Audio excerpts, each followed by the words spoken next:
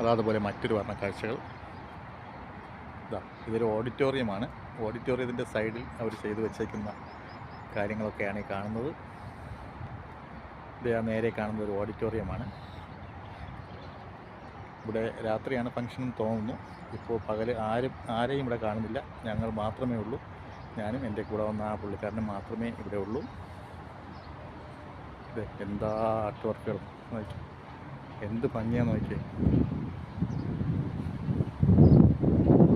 നമ്മുടെ CD ഉണ്ടല്ലോ, CD കൊണ്ട് ചെയ്ത് വെച്ചിരിക്കുന്ന ആർട്ടാണ് ഇതൊക്കെ.